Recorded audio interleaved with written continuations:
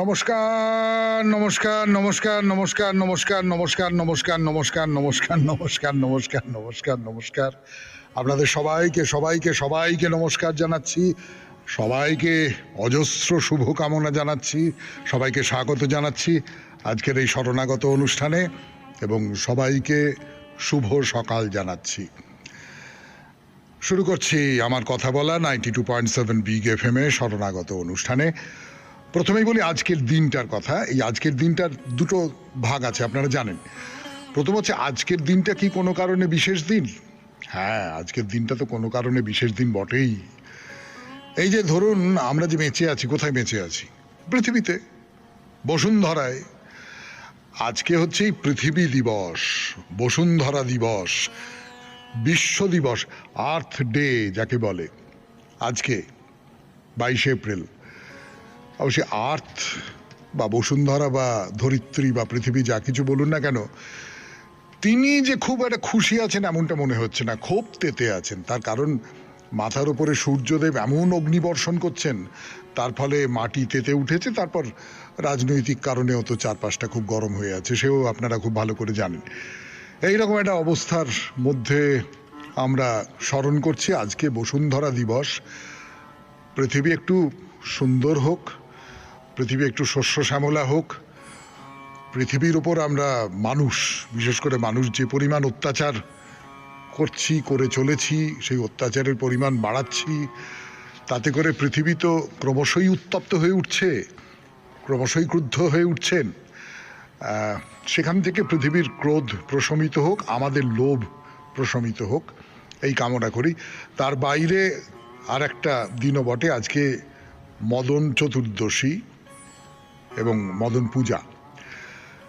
এবারে বলি বেনি মাধবশীলের পঞ্জিকা অনুযায়ী আজকের দিনটার কথা। আজকে 9ই বৈশাখ 1431, ইংরেজির 22 এপ্রিল 2024, সোমবার। সূর্যোদয়ের সময় ভোর 5টা বেজে 15 মিনিট, সূর্যাস্তের সময় বিকেল 5টা বেজে 57 মিনিট। আজকে চতুর্দশী, নক্ষত্র হস্তা, জন্মে কন্যা রাশি, বৈশ্য বর্ণ, মতান্তরে শূদ্র বর্ণ, দেবগণ, রাত্রি 7টা বেজে 51 মিনিট গতে রাক্ষসগণ। আমাদের হোয়াটসঅ্যাপে চিঠি পাঠাবার নাম্বার 9831922927। চিঠির গোড়ায় অতি অবশ্যই SG লিখতে হবে। আর যারা মহাপুরুষের কথার উত্তর পাঠাচ্ছেন তাদের জন্য বলি SGর পরেও আবার মহাপুরুষের কথা এইটা একটু লিখে দিতে হবে, কেমন? এবার তাহলে আজকের অনুষ্ঠান সম্পর্কে বলি। আজকের অনুষ্ঠানে প্রথমে তো পুরাণ চিরন্তন, আমরা দময়ন্তীর কথা বলছিলাম। এখনো পর্যন্ত সে কথায় একেবারে নিভাজ সরলতা, অর্থাৎ দময়ন্তী নলকে মনে মনে ভালোবেসেছেন, নল দময়ন্তীকে মনে মনে ভালোবেসেছেন, এবং একজন সোনালি রঙের পাখাওয়ালা হাঁস, সেই হাঁস দময়ন্তী আর নল দুজনের কাছেই গিয়ে বলেছে যে অপরের গুণ ব্যাখ্যান করেছে এবং প্রেমে ফেলে দিয়েছে, যাকে বলে আর কি, প্রেমে ফেলে দিয়েছে। এই পর্যন্ত আমরা বলেছিলাম। এরপরে কি হলো না হলো সেটা নিয়ে কথা বলবো আজকের পুরাণ চিরন্তনে। তারপর চলে যাব স্বামী বিবেকানন্দের রচনা থেকে পাঠ। এই পর্বে স্বামী বিবেকানন্দের একটি প্রবন্ধ বেশ কিছুদিন ধরে পড়ছি আমরা, গৌণী ও পরাভক্তি, তার খানিকটা অংশ পড়ে শোনাবো আপনাদের। তারপর ঠাকুর শ্রী রামকৃষ্ণ পরমহংসদেবের কথামৃত থেকে পাঠ করব, আপনাদের চিঠিপত্র, এবং শেষে বাইরে দূরে। এই হলো আমাদের আজকের অনুষ্ঠান। তাহলে এখন একটু গান, গানের পর 92.7 বিগ এফএম এ শরণাগত অনুষ্ঠানে পুরাণ চিরন্তন, দময়ন্তীর কথা। ফিরে এলাম পুরাণ চিরন্তনে 92.7 বিগ এফএম এ শরণাগত অনুষ্ঠানে। দময়ন্তীর কথা। দময়ন্তী আর নল পরস্পরের প্রেমে পড়েছেন, সে তো বললাম আপনাদের অনুষ্ঠান পরিচিতিতেই বললাম যে সোনালি পাখাওয়ালা হাঁস, সে দুজনের কাছে দুজনের কথা পৌঁছে দিয়েছে, দুজনের কাছে দুজনের গুণপনার কথা, রূপরাশির কথা, এই সমস্ত পৌঁছে দিয়েছে। তো এইবারে রাজকন্যা তো সরাসরি বাবাকে বলতে পারে না, আজকালকার মেয়েরা বলতে পারে, তখনকার দিনের মেয়েরা বলতে পারতো না, আবার পারতেও বটে। সেও তো আমরা দেখেছি শর্মিষ্ঠা দেবযানীর কাহিনীতে, মেয়েরা নানান রকম ছিল আর কি।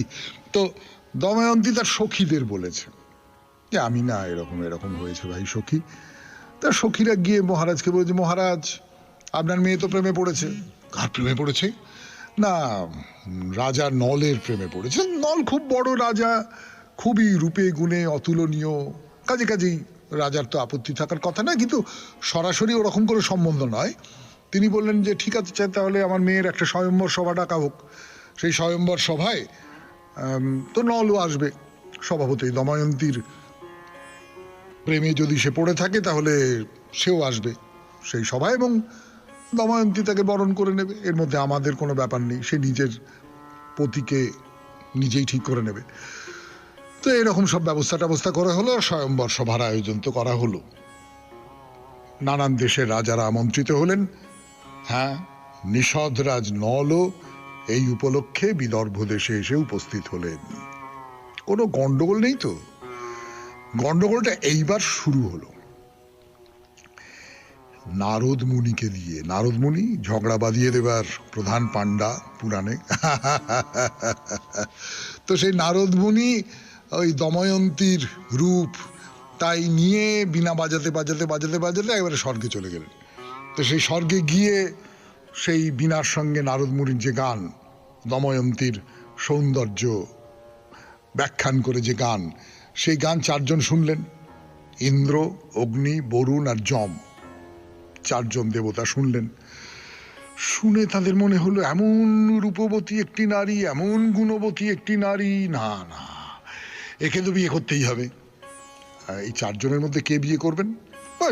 সেটা ঠিক আছে, সে মেয়ে যাকে পছন্দ করবে তাকেই বিয়ে করবে, এই ব্যাপারে। কিন্তু আমাদের চারজনের মধ্যে কোনো একজনকে বিয়ে করতে হবে। তারা তো এসে খোঁজ খবর নিয়ে দেখলেন যে না, কন্যা তো নলকে আগেই মনটি সমর্পণ করে দিয়ে বসে আছে। তারপর কি হলো বলবার জন্য ফিরে আসছি 92.7 বিগ এফএম এ শরণাগত অনুষ্ঠানে। আমি আছি আপনাদের সঙ্গে, আপনাদের সৌমিত্র বসু। পুরাণ চিরন্তনে বলছি দময়ন্তীর কথা 92.7 বিগ এফএম এ শরণাগত অনুষ্ঠানে। স্বয়ম্বর সভায় তো নলও এসেছেন, স্বয়ম্বর সভা হবে। এর মধ্যে এই চারজন দেবতা চলে এসে ব্যাপারটা বুঝেছেন যে না, এ তো নলের গলাতেই মালা দেবে, কিন্তু তাহলে তো মুশকিল। তারা একটা বুদ্ধি করলেন 92.7 বিগ এফএম এ শরণাগত অনুষ্ঠানে। সেই বুদ্ধির কথা বলি আপনাদের। তারা নলকে ডাকলেন, ডেকে বললেন, বাপু হে, আমরা চারজন দময়ন্তীর রূপে গুণে মুগ্ধ, আমরা তাকে বিয়ে করতে চাই। এইবারে তুমি দময়ন্তীর কাছে আমাদের দূত হয়ে যাও, গিয়ে তাকে বলো যে এই চারজন দেবতা আছেন, তারা আপনাকে বিয়ে করতে চান, আপনি এদের মধ্যে কাউকে বেছে নেবেন, অন্য কাউকে বেছে নেবেন না। মানে রাজনীতিটা ভাবুন, কৌশলটা ভাবুন, মানে যাকে আমরা পলিটিক্স বলি, সেই পলিটিক্সটা ভাবুন। নলকে দিয়েই এই প্রস্তাবটা করানো হচ্ছে, যে নলের প্রতি দময়ন্তীর ভালোবাসা আছে। নলকে দিয়ে এই প্রস্তাবটা করা হচ্ছে। নল গিয়ে বলবেন কাজী তিনি এই চারজনের নাম বলছেন, তার মানে তিনি আগ্রহী নন দময়ন্তীকে বিয়ে করবার ব্যাপারে, সোজা হিসেব। এদিকে নল কি ভাবছেন? নল ভাবছেন যে না, আমি দময়ন্তীকে ভালোবাসি, কিন্তু দেবতারা বলছেন, আমি কি করতে পারি? দেবতাদের কুপিত করাটা তো খুব মুশকিল। ফলে নল রাজি হলেন। অগত্যা গিয়ে দময়ন্তীকে বললেন যে ইন্দ্র, অগ্নি, বরুণ এবং যম, এই চারজন স্বয়ম্বর সভায় থাকবেন। এই চারজনের মধ্যে কোনো একজনকে বরমাল্য দিতে হবে। আর আমি বরাবর দেখে এসেছি এইসব ক্ষেত্রে না, মেয়েরা অনেক সোজাসুজি, মেয়েরা ওসব ভাবে টাবে না। মানে সে যাকে ভালোবাসে সে দূরে চলে যাচ্ছে, এইটা মাথায় এলে না মেয়েরা আর ওই ভদ্রতা রক্ষা বা নিয়ম রক্ষা বা ওরে বাবা কি হবে রে বাবা, এই সমস্ত নিয়ে ভাবেই না। ফলে দময়ন্তী সোজাসুজি বললেন যে না, আমি নলকেই ভালোবেসেছি, আমি বিয়ে করলে নলকেই করব, আমি অন্য কোনো দেবতা টেবতা অমুক তমুক আমি কিচ্ছু জানি না। তো তখন তো মহা মুশকিল, এদিক থেকে তো কিছু করা গেল না। তখন এই চারজন দেবতা যেটা ঠিক করলেন সেটা হচ্ছে যে তারাও একেবারে অবিকল নলের মতো রূপ ধারণ করে স্বয়ম্বর সভায় গিয়ে উপস্থিত হলেন। তার মানে স্বয়ম্বর সভায় 5 জন নল আছেন, একজন সত্যিকারের নল, আর বাদ বাকি 4 জন হচ্ছেন ওই ইন্দ্র, অগ্নি, বরুণ আর যম। 5 জন নলের মধ্যে কোনো তফাৎ নেই, দেবতারা ইচ্ছে মতো রূপ ধারণ করতে পারেন। এইবার কি হবে? এইবারে দময়ন্তী কার গলায় মালা দেবেন? তিনি যেটা করলেন সেটা হচ্ছে তিনি স্তব করতে লাগলেন। তিনি বললেন, খুব বুদ্ধি আছে, বুঝতেই পারা যায়, অসম্ভব বুদ্ধি। তিনি বললেন যে আমি নলকেই আমার স্বামী হিসেবে গ্রহণ করেছি, আর দেবতারাও তো নলকেই আমার স্বামী হিসেবে নির্দিষ্ট করেছেন। তারা তো বলেছেন যে নলকে বেছে নাও তুমি, এই 5 জনের মধ্যে থেকে নলকে বেছে নাও, তাহলে নলকেই স্বামী হিসেবে নির্দিষ্ট করেছেন। এবারে আপনারা আমার চোখের সামনে থেকে পর্দা সরিয়ে দিন, সত্যিকারের আমার স্বামী কে সেইটা যাতে আমি বুঝতে পারি। কি হলো তারপর? কি হলো তা বলবার জন্যে ফিরে আসবো আগামীকাল 92.7 বিগ FM এ শরণাগত অনুষ্ঠানে। এখন গানের পর স্বামী বিবেকানন্দের রচনা থেকে পাঠ। স্বামী বিবেকানন্দের রচনা থেকে পাঠ। রচনার নাম গৌণী ও পরাভক্তি। প্রেমের দ্বিতীয় লক্ষণ, প্রেমে কোনরূপ ভয় নাই। প্রেমে কি কোনো ভয় থাকিতে পারে? মেষ শিশু কি কখনো সিংহকে ভালোবাসে, না মুশিক বিড়ালকে, না দাস প্রভুকে ভালোবাসে? ক্রীতদাসগণ সময় সময় ভালোবাসার ভান করিয়া থাকে বটে, কিন্তু বাস্তবিক উহা কি ভালোবাসা? ভয়ের মধ্যে ভালোবাসা কোথায় দেখিয়াছেন? উহা ভান মাত্র বুঝিতে হইবে। যতদিন মানুষ ভগবানকে মেঘের উপর আসীন, এক হাতে পুরস্কার ও অপর হাতে দণ্ড দিতেছেন বলিয়া চিন্তা করে, ততদিন কোনো ভালোবাসা সম্ভব নয়। ভালোবাসার সহিত কখনো ভয়ের ভাব থাকিবে না। ভাবিয়া দেখুন, একজন তরুণী জননী রাস্তায় দাঁড়াইয়া রহিয়াছেন এবং একটা কুকুর তাহাকে লক্ষ্য করিয়া চিৎকার করিতেছে। অমনি তিনি সামনের বাড়িতে আশ্রয় লইলেন। মনে করুন পরদিনও তিনি রাস্তায় দাঁড়াইয়া রহিয়াছেন, সঙ্গে তাহার শিশু সন্তান। আরো মনে করুন একটা সিংহ আসিয়া শিশুটিকে আক্রমণ করিল, তখন তিনি কোথায় থাকিবেন বলুন দেখি?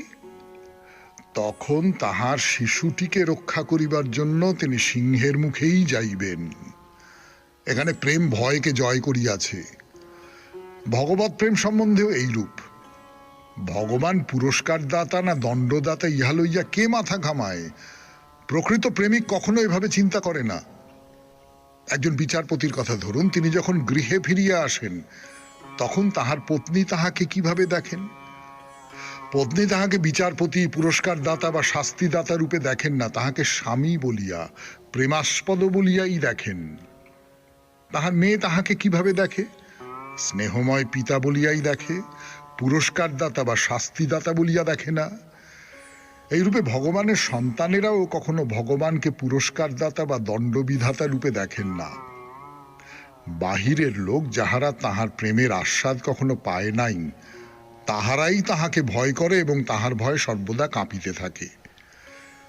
এসব ভয়ের ভাব পরিত্যাগ করুন। ভগবান পুরস্কার দাতা বা দণ্ডদাতা, এসব ভাব ভয়াবহ। যাহারা বর্বর প্রকৃতি, তাহাদের পক্ষে হয়তো এগুলির কিছু উপযোগিতা থাকিতে পারে। অনেক লোক, খুব বুদ্ধিমান লোক ও ধর্মজগতে বর্বর তুল্য, সুতরাং এ ভাবগুলিতে তাহাদের উপকার হইতে পারে। কিন্তু যে সকল ব্যক্তি আধ্যাত্মিক রাজ্যে অগ্রসর, যাহাদের যথার্থ ধর্মভাব জাগরিত হইয়াছে, যাহাদের আধ্যাত্মিক অন্তর্দৃষ্টি খুলিয়া গিয়াছে, তাহাদের পক্ষে ওসব ভাব শুধু ছেলে মানুষই, বোকামি। এইরূপ ব্যক্তিগণ সর্বপ্রকার ভয়ের ভাব পরিত্যাগ করেন। 92.7 বিগ FM এ শরণাগত অনুষ্ঠান শুনছেন। শুনলেন স্বামী বিবেকানন্দের রচনা থেকে পাঠ। গানের পর কথামৃত।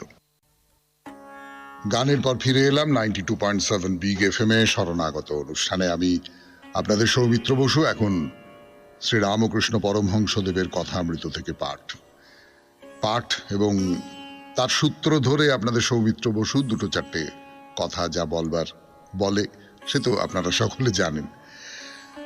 তো মণি বা মাস্টার মশাই যা কিছু বলুন না কেন, সেই মণিকে ঠাকুর বলছেন যে আমি রাম রাম করে পাগল হয়েছিলাম। সন্ন্যাসী ঠাকুর রামলালাকে লয়ে লয়ে বেড়াতাম, তাকে নাওয়াতাম, খাওয়াতাম, শোয়াতাম, যেখানে যাবে সঙ্গে করে লয়ে যেতাম। রামলালা করে পাগল হয়ে গেলাম। এইখানে আমি আপনাদের একটা কথা বলি। দেখুন, এই যে পুজো, এই যে ভক্তি, এই যে মানে আমাদের যে পুজো সেই পুজো নয়, আমাদের পুজোর মধ্যেও যে সেটা মিশে থাকে না এমনটা নয়। আমার এক দাদু আছেন, এখনো আছেন, অনেক বয়স, প্রায় 100 বছর বয়স হয়ে গেছে তার।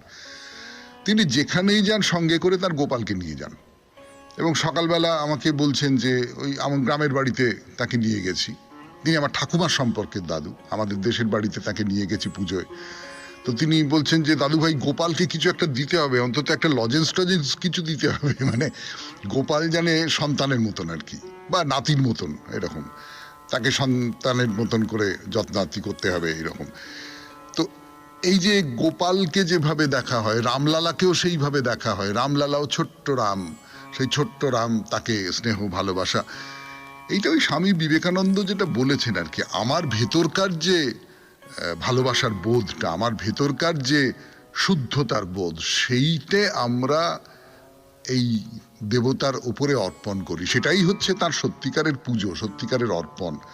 তো ঠাকুর ওই রকম করে রাম রাম রাম রাম করে ঘুরে ঘুরে বেড়াতেন, তাকে খাওয়াতেন দাওয়াতেন, বাচ্চাকে যেমন করে পালন পোষণ করে সেই রকম করতেন। এইটা আমরা তো ঠাকুর বলতেই মা কালীর কথা বুঝি, কিন্তু ঠাকুর যে কত দেবতার আরাধনা করেছেন এবং ওই যে যত মত তত পথ কথাটা বলেছেন তিনি, সেইটা একটা শুকনো মুখের কথা নয়, কিন্তু সেইটার ভেতরে তার অনেকগুলো অনেকগুলো অভিজ্ঞতা, অনেকগুলো অনুভব, এই সমস্ত কিছু কাজ করে গেছে। তো মনির সঙ্গে ঠাকুরের যে কথাবার্তা হচ্ছে আপনাদের বলছিলাম, বলছেন যে কামিনী কাঞ্চন ত্যাগ না করলে কিন্তু হবে না, এটা পুরনো কথা। ঠাকুর বারবার করেই বলেন কামিনী কাঞ্চনকে ত্যাগ করতে হবে। একটি সন্তানের জন্ম হবার পর আর স্ত্রীর সঙ্গে সহবাস করা যাবে না, কামিনী কাঞ্চন ত্যাগ করতে হবে, তা না হলে কিছু হবে না। তো মনি প্রশ্ন করছেন যে কেন? বশিষ্ঠদেব তো রামচন্দ্রকে বলেছিলেন যে রাম, সংসার যদি ঈশ্বর ছাড়া হয় তাহলে সংসার ত্যাগ করো।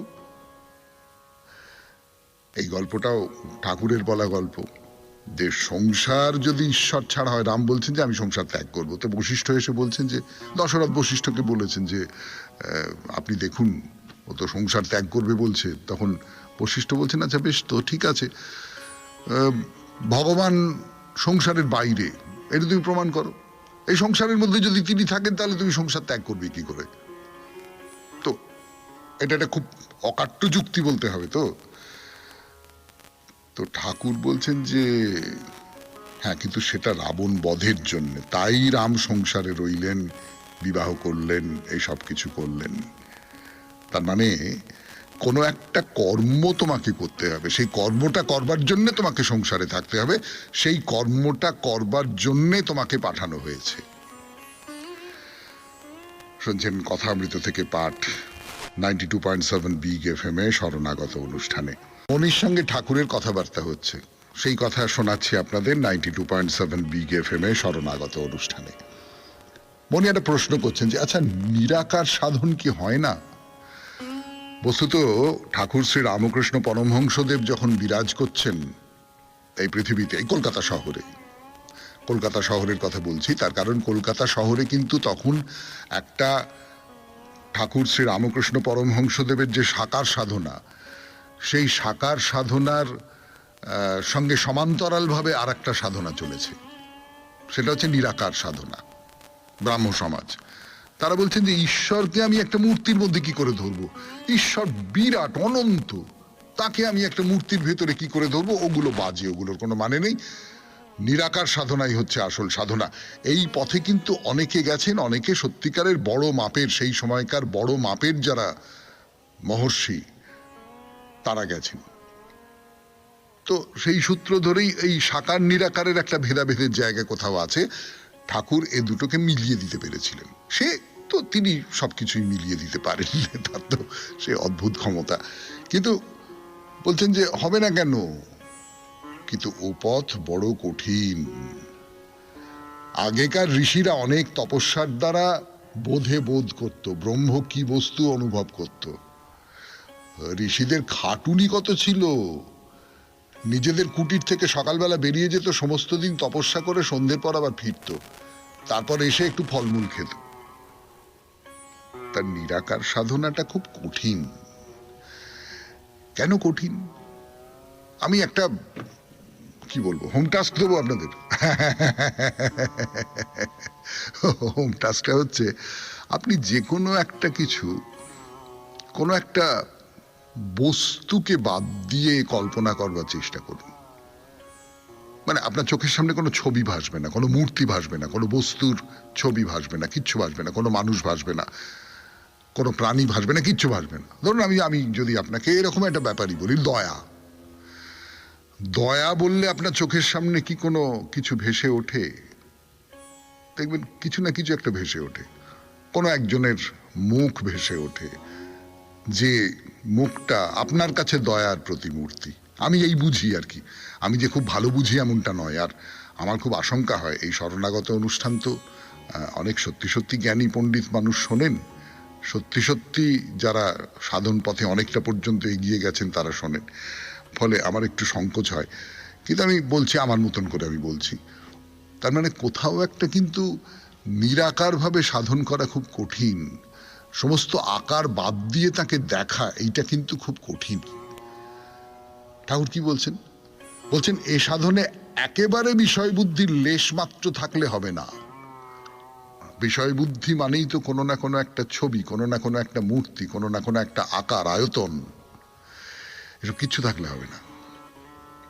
92.7 বিগ FM এ শুনছেন কথামৃত থেকে পাঠ, শরণাগত অনুষ্ঠানে। গান শেষ, কথা শুরু। 92.7 বিগ FM এ জীবনের সহজ পাঠ, শরণাগত অনুষ্ঠানে। ঠাকুর কি বলছেন নিরাকার সাধন সম্পর্কে? বলছেন যে একেবারে বিষয় বুদ্ধির লেশ মাত্র থাকলে হবে না নিরাকার সাধন, খুব কঠিন, খুব কঠিন, খুব কঠিন। রূপ, রস, গন্ধ, স্পর্শ এসব বিষয় মনে আদপে থাকবে না। আমি যেটা বলছিলাম আপনাদের, আপনারা কোনো একটা কিছুকে রূপ বাদ দিয়ে ভাবতেই পারেন না। মানে আমি তো পারি না, আমি পারি না। কোনো একটা কিছু আপনার মনের মধ্যে একটা রস তৈরি করবে, এটা এটা এটা ছাড়া আমরা কোনো কিছু ভাবতে পারি না। গন্ধ, স্পর্শ, এই যে পঞ্চেন্দ্রিয় দিয়ে যেগুলো প্রবেশ করছে এবং আমার মনের মধ্যে যে প্রতিক্রিয়া তৈরি করছে, এইগুলোকে বাদ দিয়ে আমি কি করে ভাববো? কিন্তু নিরাকার সাধনায় ঠাকুর বলছেন যে এই নিরাকার সাধনায় এইসব বিষয় মনে আদপে থাকবে না, তবে মন শুদ্ধ হবে। সেই শুদ্ধ মনও যা, শুদ্ধ আত্মাও তাই। মনেতে কামিনী কাঞ্চন একেবারে থাকবে না। বলছেন তখন আর একটা অবস্থা হয়, তখন যেটা হয় সেটা হচ্ছে ঈশ্বরই কর্তা, আমি অকর্তা, আমি না হলে চলবে না, এই রকম জ্ঞান থাকবে না সুখে দুঃখে। এই যে আমি, এই আমিটাকে বাদ দেওয়া, এখানে আমি আপনাদের একটা কথা বলি, এটা বুদ্ধদেবের কথা। আমি ঠাকুর শ্রী রামকৃষ্ণ পরমহংসদেবের যে মিশন, সেখানকার একজন সন্ন্যাসী, আমি নাম বলছি না, কিন্তু তার কথা থেকেই বলছি আর কি, যে ধরুন সংসার দুঃখময়, তো এই সংসার দুঃখময় মানে নানানভাবে আমরা দুঃখ পেয়ে থাকি, নানান রকমের আঘাত পেয়ে থাকি আমরা। বলছেন যে সংসার দুটো তীর মারে আমাদের। প্রথম যে তীরটা আমাকে আঘাত করে সেটা হচ্ছে বাইরের জগৎ থেকে একটা তীর এসে, আমার ছেলেটা কিরকম একটা বদমাইশ হয়ে গেল, আমার স্ত্রী আমাকে ছেড়ে চলে গেল, রোগ, শোক, তাপ, মৃত্যু, এই সমস্ত কিছু, এগুলো একটা বাইরের আঘাত। এই আঘাতের ফলে মনের মধ্যে একটা প্রতিক্রিয়া হয়, এটা হলো দ্বিতীয় আঘাত। এই প্রতিক্রিয়াটাই আসলে সত্যিকারের আঘাত। মানে আঘাতটা হলো, তারপরে ভেতরে যে প্রতিক্রিয়াটা হতে আরম্ভ করলো সেইটাই আমাকে দীর্ঘদিন ধরে দগ্ধ করতে করতে করতে করতে যাচ্ছে। কিন্তু ভেবে দেখুন, এই প্রতিক্রিয়াটা যদি বাদ দেওয়া যায়, যদি এইটা বিশ্বাস করা যায় যে না, যেটা করেছেন তিনি করেছেন, আমার তো কিছু করবার নেই, আমি এ ব্যাপারে কি বলবো, আমার কিছু করার নেই, আমি আনন্দময় হয়ে থাকি, তাহলে কিরকম হয়? করতে পারবেন? দেখুন চেষ্টা করে খানিকটা পর্যন্ত করা যায় কিনা। 92.7 বিগ FM এ শরণাগত অনুষ্ঠানে শেষ হলো কথামৃত। এরপর আপনাদের চিঠিপত্র। এইবারে চিঠিপত্র 92.7 বিগ FM এ শরণাগত অনুষ্ঠানে। চিঠিপত্রের প্রথমেই দুটো চিঠি অভিযোগ, খুব গুরুতর অভিযোগ, সেই অভিযোগটার উত্তর দিয়ে নিই, তারপরে চিঠি পড়ব, একটা বড় চিঠি পড়ব। সেই চিঠিটি লিখেছেন সত্যহরি ভট্টাচার্য, উত্তর বাকসাড়া, সাঁতরাগাছি, হাওড়া। কিন্তু প্রথমে যেটা বলবার সেটা হচ্ছে যে বালি হাওড়া থেকে বিশ্বনাথ ভট্টাচার্য, চণ্ডী ভট্টাচার্য, আমার নিজের ধারণা এই দুটো একই মানুষের নাম, তারা অভিযোগ করে লিখেছেন যে, বা তিনি অভিযোগ করে লিখেছেন যে মহাপুরুষের কথায় 2 সপ্তাহের উত্তর, প্রথম সপ্তাহের উত্তর হচ্ছে হোচিমিন এবং তারপরের সপ্তাহের উত্তর সঙ্গীত সাধক ত্যাগরাজ। এই দুটো উত্তর তিনি ঠিক উত্তর লিখে পাঠিয়েছিলেন, একেবারে কোন সময়ে পাঠিয়েছিলেন সেটা পর্যন্ত লিখে দিয়েছেন, কিন্তু আমি সেটা পড়িনি, নামটা বলিনি, তাতে করে তিনি আহত হয়েছেন। আহত হওয়ারই কথা, আমি তার কাছে মার্জনা চেয়ে নিচ্ছি। আসলে যেটা বলবার সেটা হচ্ছে যে একেবারে ছোট্ট চিঠি তো, অনেকগুলো চিঠির ভিড়ে কোনোভাবে চোখ এড়িয়ে গেছে। কাজী বিশ্বনাথ বাবু বা চণ্ডীবাবু, আপনাদের কাছে ক্ষমা চাইছি, আপনারা বা আপনি ঠিক উত্তরটি দিয়েছিলেন। এইটা এই চিঠিপত্র বিভাগে শনিবারে বলা হলো না, কিন্তু সোমবারে অন্তত বলে নিলাম। এইবারে তাহলে পরের চিঠি, যে চিঠিটি লিখেছেন সত্যহরি ভট্টাচার্য, উত্তর বাকসাড়া, সাঁতরাগাছি, হাওড়া থেকে, পড়ে শোনাই সেই চিঠি। এবারের বিষয় চড়কের মেলা বা গাজন উৎসব নিয়ে কিছু কথা লেখার। ঋতুর সঙ্গে জড়িয়ে আছে বাঙালির বিভিন্ন উৎসব। বৈশাখে নববর্ষ দিয়ে শুরু হয়, তারপর রথযাত্রা, এরপরেই বড় উৎসব শারদীয়া দুর্গাপূজা, নবান্ন, পৌষ পার্বণ, দোল, তারপর বৎসরের শেষের দিকে আসে চড়ক বা গাজন উৎসব। মনে পড়ে আমি যখন ছোট ছিলাম তখন আমাদের গ্রামের গাজনতলায় গাজন দেখতে যেতাম, অবশ্যই ভাই বোন একসঙ্গে যেত এবং পড়শি বন্ধুরা। একটা কথা বলে রাখি, গাজন শুরুর আগে চৈত্র মাস পড়লেই সদ্য উত্তরীয় নেওয়া সন্ন্যাসীদের বাড়ি বাড়ি আগমন ঘটত, যা এখন খুব কম। সকালে পড়ার মধ্যেই শুনতে পেতাম, বাবা তারকনাথের চরণে সেবা লাগে মহাদেব। ছুটে বাইরে বেরিয়ে আসতাম, দেখতাম মা তাকে চাল, আলু, পয়সা দিচ্ছে। ফলের দিন থেকে চড়ক শুরু হয়, নীল, তার পরের দিনই চড়ক। 3 দিন বিকেলবেলায় গাজনতলায় যেতাম, দেখতাম অন্যান্য গ্রাম থেকে ঢোল সহ তরজা গায়ক এসে তরজা পরিবেশন করত। গানের শেষে একজন গায়ক আরেকজন গায়ককে প্রশ্ন ছুঁড়ে দিত, তিনি আবার তার মতো করে জবাব দিতেন। কাউকে হারতে দেখিনি, বেশ ভালো লাগতো। এখন সেই রকম মেলা জমে না, ছোট ছোট ছেলেমেয়েরা গাজন নিয়ে সেইভাবে মাতামাতি করে না, যেটুকু হয় বাইরের সমারোহ। যাই হোক, চৈত্র শেষ, এসে গেছে নববর্ষ, তাই সকলকে অভিনন্দন জানাই। বিনীত সত্যহরি ভট্টাচার্য, উত্তর বাকসাড়া, সাঁতরাগাছি, হাওড়া। ধন্যবাদ সত্যহরিবাবু আপনার এই চিঠির জন্যে। এরপর বাইরে দূরে 92.7 বিগ FM এ শরণাগত অনুষ্ঠানে, দূরে 92.7 বিগ FM এ শরণাগত অনুষ্ঠান শুনছেন। আমি আপনাদের সৌমিত্র বসু। এর আগের দিন বলছিলাম ফুল্লরা মাতার কথা, তার মন্দিরে ঢুকে পড়েছি আমরা, দর্শন করছি তাকে। কিন্তু সত্যি বলছি, কেমন একটা অস্বস্তি হয় তাকে দেখলে, যেন দলা পাকানো খানিকটা রক্তে একটা মুখের আভাস, তার মধ্যে সাদা দুটি চোখ আছে। এই যে মূর্তি, এটি পাওয়ার পেছনে একটা পৌরাণিক ইতিহাস আছে। পৌরাণিক ইতিহাস কেন বলছি, তা শরণাগতর পুরনো শ্রোতারা সব জানেন। আসলে এইসব কাহিনী লোকের মুখে মুখে চারিয়ে গিয়েছে। এদের ঐতিহাসিক সত্যতা কতদূর কি আছে না আছে আমি অন্তত জানি না। যাই হোক, এইবার সেই আখ্যানে আসি। কৃষ্ণানন্দ গিরি খুব বড় এক সাধক। তিনি তপস্যা করছেন কাশীর মণিকর্ণিকার ঘাটে, মানে মহাশ্মশানে, নিমগ্ন হয়ে ধ্যান করছেন। সেদিনটা ছিল মাঘী পূর্ণিমা। এমন সময় সেই ধ্যানের মধ্যে কে যেন কৃষ্ণানন্দকে বলে উঠলেন, বীরভূমের লাভপুর বলে একটা জায়গা আছে, সেখানে গভীর জঙ্গলের মধ্যে আমি ফুল্লরা মাতা রূপে অবস্থান করছি। তুই এখনই সেখানে যা, আমাকে প্রতিষ্ঠা কর, আমাকে মা দুর্গা রূপে পূজা কর, যা। দেবীর আদেশ, কৃষ্ণানন্দ তখনই রওনা হয়ে গেলেন। রওনা মানে যাতায়াতের একমাত্র উপায় তো পায়ে হেঁটে পথ চলা। তখন তার কাশি থেকে এসে কোন সুদূর বাংলার বীরভূমে আসবার জন্য কোনো গাড়ি ঘোড়ার ব্যবস্থা ছিল না, মানে সাধারণ মানুষ গরিব মানুষের জন্য ছিল না। দুর্গম পথ, নানান ধরনের বাধা বিপত্তি সব পার হয়ে কৃষ্ণানন্দ এসে উপস্থিত হলেন এই লাভপুরে। কিন্তু মা কোথায় আছেন? কোথা থেকে তাকে উদ্ধার করব? যিনি টেনে নিয়ে এসেছেন তিনিই উপায় করে দিলেন।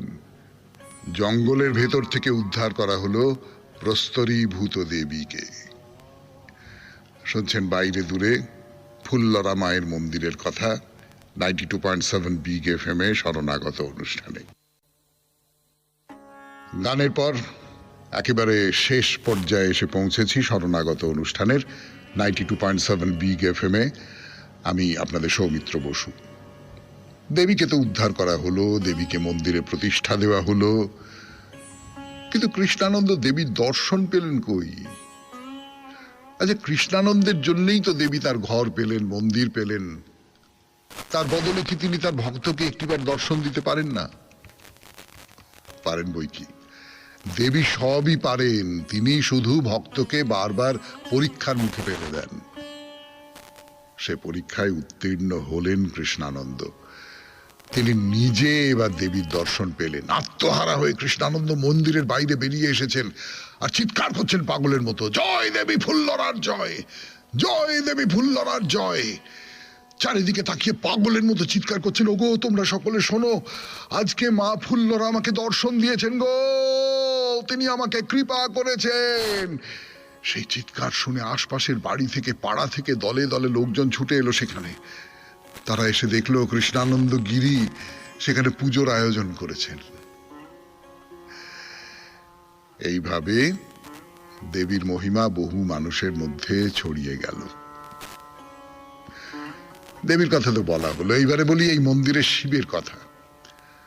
আগে একদিন বলেছি, এই ফুল্লরার মন্দিরের শিবের নাম হলো বিশ্বেশ্বর ভৈরব।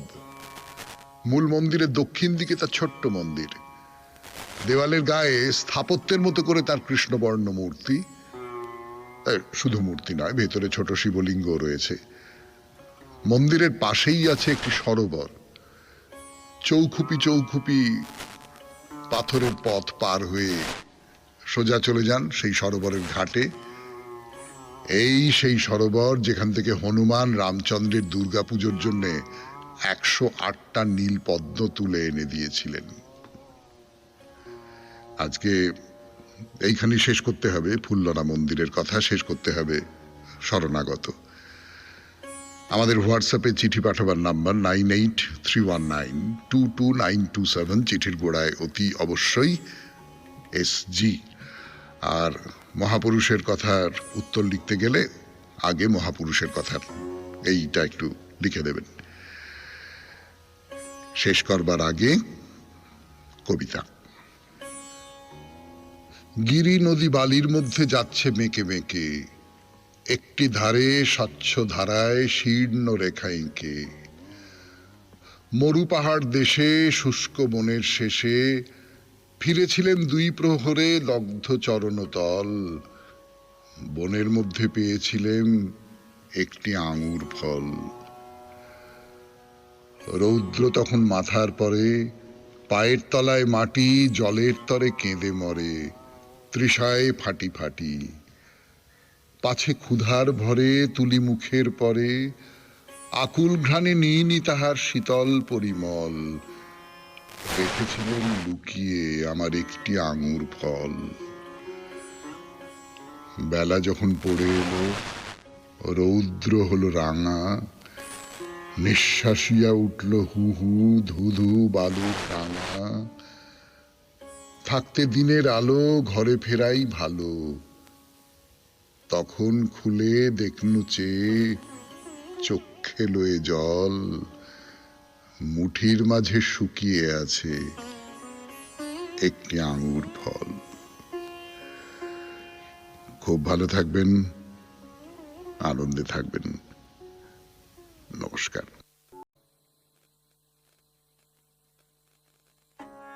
নমস্কার।